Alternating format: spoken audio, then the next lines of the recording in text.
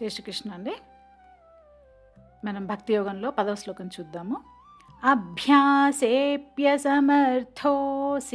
మత్కర్మ పరమో భవ మదర్థమపి కర్మాణి కుర్వన్ సిద్ధిమవాప్స్యసి.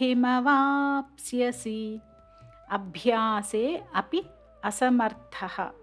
అభ్యాసంలో ఒకవేళ అసమర్థుడవైతే అసి నీవు మత్కర్మ పరమః భవ నా కొరకు చేసే కార్యాలలో నిష్టగలవాడివి కావాలి.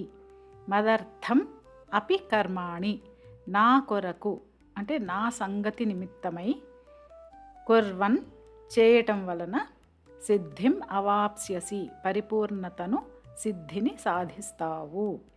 నన్ను భక్తితో స్మరించే అభ్యాసం చేయలేకపోతే నా కోసమే పనులు చేయటానికి ప్రయత్నం చేయుము. ఈ విధముగా భక్తియుక్త సేవ చేయటం వలన నీవు పరిపూర్ణ స్థాయిని చేరుకోగలవు అని చెప్తున్నారు. ఈ శ్లోకంలో ముఖ్యమైన విషయాలు చూద్దాము. మనకి 8వ శ్లోకంలో భగవానుడు ఏం చెప్పారు? మనసును బుద్ధిని రెండింటిని తనలో స్థిరపరిచి సాధన చేయమన్నారు కదా. ఒకవేళ అది చేత కాకపోతే 9వ శ్లోకంలో ఏం చెప్పారు? అభ్యాస యోగం ద్వారా సాధన చేయమని చెప్పారు. ఇప్పుడేం చెప్తున్నారంటే ఒకవేళ అది కూడా అంటే అభ్యాస యోగం కూడా నీకు సాధ్యం కావడం లేదు అంటే నా కొరకు పనులు చెయ్యి అని ఈ శ్లోకంలో చెప్తున్నారు. ఏంటి? నీవు ధ్యానం చేయలేవా? పర్వాలేదు. నీవు అభ్యాసం చేయలేవా? అయినా పర్వాలేదు. నా కోసమే కర్మలు చేస్తున్నావా లేదా చేయగలవా? అది చాలు. చూడండి, భగవానుడు మన కోసం ఎన్ని ఆప్షన్స్ ఇస్తున్నారు మార్గాలలో. సరే, భగవానుడి కొరకు పనులు చేయాలి అంటే ఏం చేయాలి, ఎలా చేయాలి అది చూద్దాం. పనులు మనం 2 విధాలుగా చేయొచ్చు. ఉద్దేశ ఆధారిత అంటే intent based action.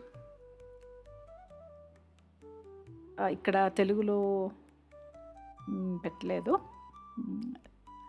Okay, intent based action అంటే ఉద్దేశ ఆధారితం.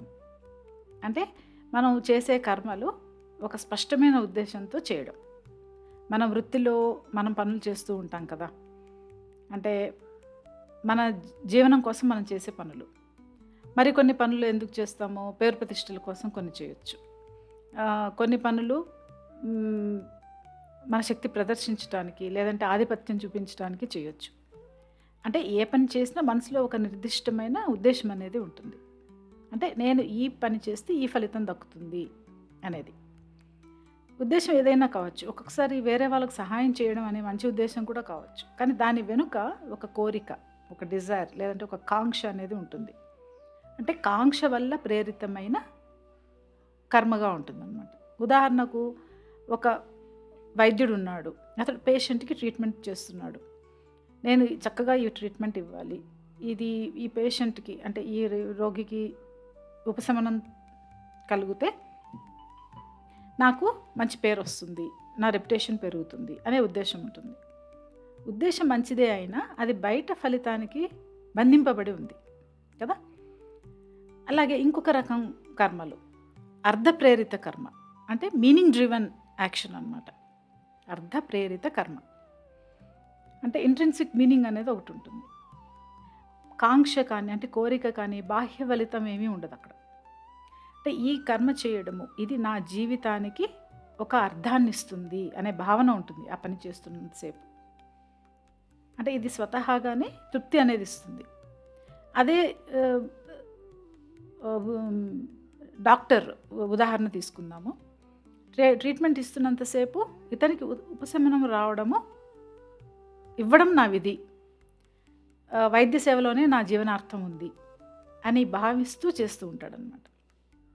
అంటే ఇక్కడ పని స్వయంగా అర్థవంతం అవుతుంది. ఫలితం కానీ పేరు కానీ ఇక్కడ ప్రధాన ఉద్దేశం కాదు.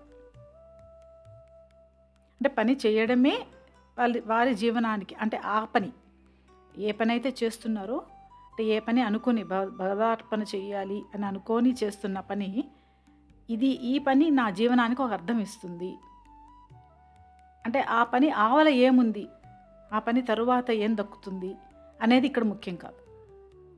అంటే వారి అస్తిత్వానికి విలువనిచ్చేది వారు ఎంచుకున్న ఆ పని అన్నమాట. భగవదార్పణ చేయడం అంటే ఇది.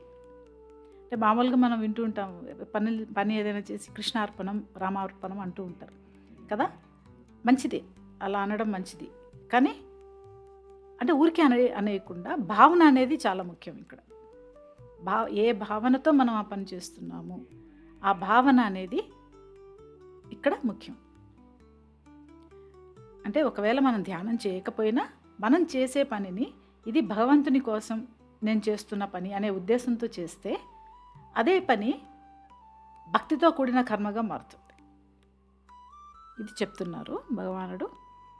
ఇంకొక శ్లోకంతో, 11వ శ్లోకంతో వచ్చే వీడియోలో కలుద్దాము. జై శ్రీకృష్ణ.